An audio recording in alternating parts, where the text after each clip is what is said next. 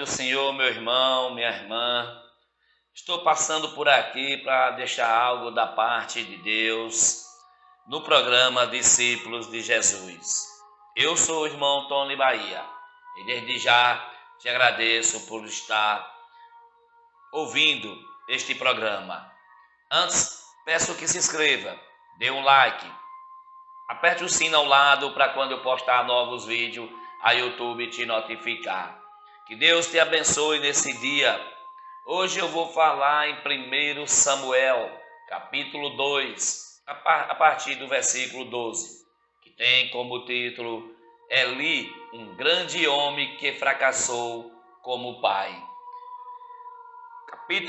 Versículo 12, que diz assim: Era, porém, os filhos de Eli, filhos de Belial, e não se importava com o Senhor, pois o costume daquele sacerdote com o povo era que, oferecendo alguém sacrifício, vinha o moço do sacerdote, estando-se cozendo a carne com um garfo de 3 dentes na mão, e metia na caldeira, ou na panela, ou no tacho, ou na marmita, e tudo quanto o garfo tirava, o sacerdote tomava para si. Assim se fazia todo Israel que ia ali a Siló. Meu irmão, minha irmã, essa passagem é poderosa e você pode ter como exemplo para você. Você que é dono de casa, pai de família, incline seus ouvidos para a minha voz.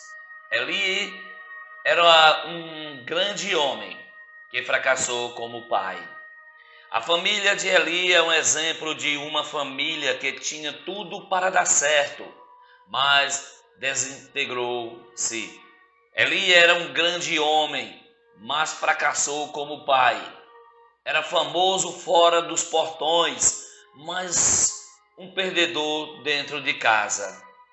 Ele cuidava dos outros, mas esqueceu a sua própria casa. Eli tinha tudo para ser um grande pai. Eu vou citar aqui alguns exemplos dentro da Bíblia. Primeiro, uma posição respeitada. Eli ocupava uma função que exigia muito do seu tempo. Era sacerdote e juiz de Israel. E manteve essa posição respeitável por 40 anos. Segundo, fé. Eli era sacerdote, ele representava o povo diante de Deus. Instruía o povo na palavra e intercedia pelo povo. Era um homem de fé, a boca de Deus. 3. Sensibilidade espiritual. Quando Deus falou ao jovem Samuel, Eli sentiu que era o Senhor e disse-lhe o que fazer. Eli era capaz de discernir a voz de Deus. Era um homem de poder espiritual. 4. Estabilidade no trabalho. Eli não foi inconstante. Ministrou em Siló 40 anos como sacerdote e como juiz julgou Israel todo esse tempo. Era estável em seu trabalho, um líder entre o seu povo. Por tudo isso, os filhos de Eli tinham tudo para ser uma bênção. Sem contar que nasceram numa família sacerdotal e cresceram num ambiente sagrado. E eles mesmos eram sacerdote do Senhor. Mas eram absolutamente profanos. Eram incrédulos, rebeldes, blasfemos e filhos de Belial. Eram sacerdotes profissionais, mas não se importava com Deus, nem com sua lei e seu povo. desprezava o culto divino, não respeitava a orientação de Deus quanto às ofertas trazidas à sua casa. Estava na igreja, trabalhavam nela, mas não o conheciam. Viviam escandalosamente na imoralidade. Pecavam dentro de casa de Deus. Era adúltero. Não respeitava a Deus, nem seu cônjuge, nem a palavra de Deus, nem o sacerdócio, nem o povo. Fazia o povo tropeçar. Eles eram uma pedra de tropeço para o povo de Deus. Spurgeon diz que não há maior instrumento do diabo dentro da igreja do que um ministro ímpio e impuro. Não ouviam conselhos nem advertência, não oravam a Eli nem a Deus. Quem desobedece aos pais, desobedece a Deus. Filhos rebeldes são a vergonha dos pais. Boa parte disso é resultado de Eli ter fracassado em seu maior ministério. O de pai, ele foi. Vou citar aqui outros exemplos. Primeiro, ausente, capítulo 4, versículo 18. Não tinha tempo para seus filhos, sempre esteve ocupado cuidando dos filhos dos outros, ouvindo-os aconselhando famílias, ajudando a resolver os problemas dos outros, e esqueceu-se de seus filhos. Nenhum sucesso compensa o fracasso do lar. Espírito Santo de Deus. Segundo, omisso. Não abriu os olhos para ver os sinais de perigo dentro do seu lar. Quando alguém adverte você a respeito de sua família, de seus filhos, como você reage? Terceiro, bonachão. Ele honrou mais aos filhos que a Deus. Os permitir que continuassem na prática de pecados no exército do sacerdote. Quarto, convivente. Eli não apenas deixou de corrigi-los, mas tornou-se participante dos pecados dos filhos. Aceitou o estilo de vida que levavam. Ele tornou-se parceiro dos pecados dos filhos. Quinto, pacífico.